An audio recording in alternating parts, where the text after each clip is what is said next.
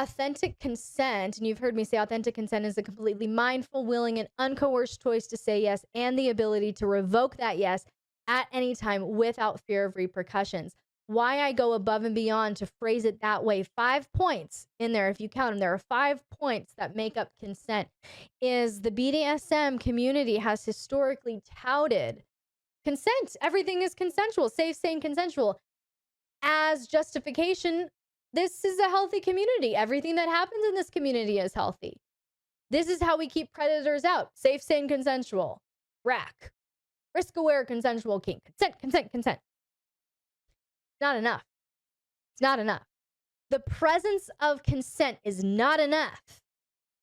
Because people can consent to things for a number of reasons that are very, very toxic and damaging.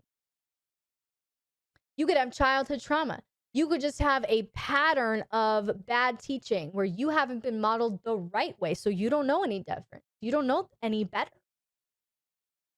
It could be a lack of self-esteem. It could be a lack of, I don't know how to communicate. I don't know how to self-advocate. It could be codependency. It could be shame.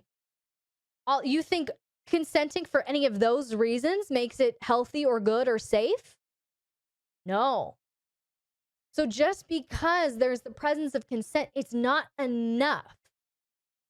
Simply the presence of consent is not enough. It's not the only benchmark for abuse. Consent alone is not enough, kinksters. Consent alone is not enough, dominance. Consent alone is not enough, submissives. It is about what are you consenting to and why. Okay, let's look at the NXIVM thing. There was consent. She consented. Those women consented to be branded with a narcissist's initials. There was no force. No one was held down and forced physically into doing it. They consented to do it. Was it wise to consent to that? Was it healthy to consent to that? I don't think so. So you can't sit here and argue that the just blanket presence of consent makes a community healthy. False. Consent is not enough. There should be 5 points to consent, and the presence of consent is not enough. What are you consenting to and why? You're consenting to be branded by a narcissist with his initials? That's healthy, that's wise, that's sane, that's good, that's positive? No, but it's consensual. What are you consenting to and why? Because you can consent to really toxic things for really toxic reasons. I consented to 7 years of narcissistic abuse in my marriage because I didn't know better. Was it healthy? Was it wise?